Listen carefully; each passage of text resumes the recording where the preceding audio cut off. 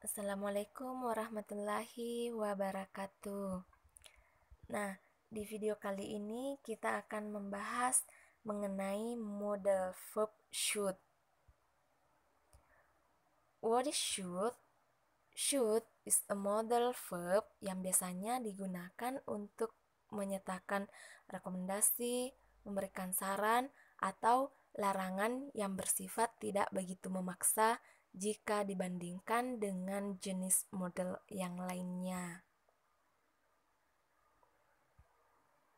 Should dapat digunakan dalam bentuk positif dengan rumus umum subject plus should plus verb one. Sedangkan dalam bentuk negatif, rumusnya subject plus should not plus verb one. We use should to show obligation. Kata should pada tipe ini digunakan untuk memberikan ungkapan yang berupa kewajiban atau keharusan. Rumusnya yaitu subject plus should plus verb one. Nah, setelah kata should itu harus diikuti dengan verb one. For example, Bella should be brave on the singing contest. Bella seharusnya berani di kontes bernyanyi. Yang kedua, he should be on time. Dia harusnya tepat waktu.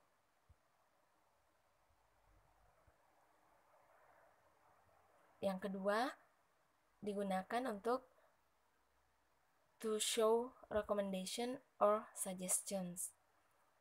Kalau should pada tipe ini digunakan untuk memberikan saran atau nasihat kepada seseorang. Rumusnya yaitu subject plus should plus verb infinitive atau verb one.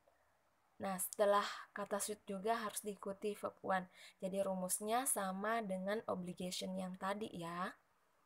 Yang pertama, for example, Jihan should buy a medicine to make a better condition. Jihan sebaiknya membeli obat untuk membuat keadaannya lebih baik. Yang kedua, you should return the book immediately. Kamu sebaiknya segera mengembalikan buku. Yang ketiga, digunakan to show conditional sentence type 2. Kata should pada conditional sentence type 2 ini adalah kata untuk mengungkapkan kejadian yang tidak mungkin terjadi. Rumusnya yaitu past future if past tense. Nah, atau subject plus should plus verb one, baru ada kata if, terus subject, baru ditambah dengan verb to, atau bisa dengan kebalikannya. Kebalikan dari rumus ini, bisa if-nya yang duluan ya. Nah, seperti contoh. Yang pertama, you should see a dentist if you had much money. Nah, di sini kamu sebaiknya menemui dokter gigi jika kamu punya uang. Yang kedua, if I were bored, I should play with my friends. Nah, jika saya bosan, saya akan bermain dengan teman-temanku. Nah, contoh yang pertama itu sesuai dengan rumus yang di atas. Kemudian contoh yang kedua itu adalah kebalikan dari rumus di atas. Karena ini memiliki dua rumus. Bisa kebalikan dari rumus di atas ya. Kemudian yang keempat digunakan to show expectation atau past participle. Kata should dalam kalimat past participle ini berarti seharusnya yang digunakan untuk mengungkapkan sebuah kesalahan karena tidak dapat melakukan hal baik yang seharusnya dilakukan. Rumusnya yaitu subject plus should plus have plus past participle atau verb 3. Contohnya, Sinta should have arrived in Makassar last month. Let's visit her and see what she is doing. Nah, Sinta seharusnya telah sampai di Makassar bulan lalu.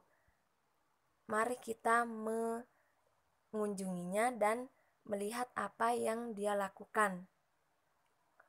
Yang kedua, I had a test this morning, but I didn't do well. I should have studied last night. Saya mempunyai tes pagi ini, tetapi saya tidak melakukannya dengan baik. Saya sebaiknya belajar tadi malam.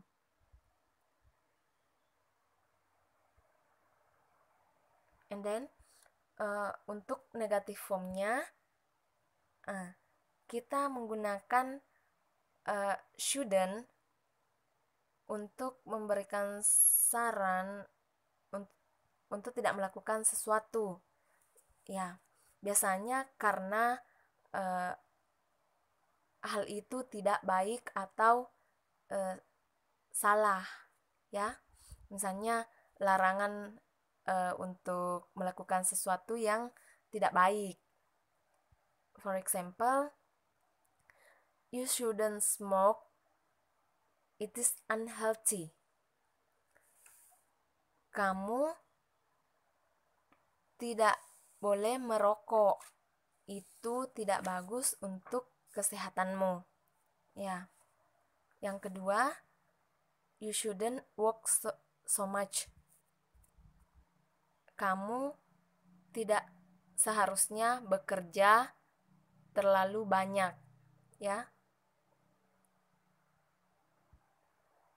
Oke. Thank you for watching dan semoga bermanfaat ya. See you next video.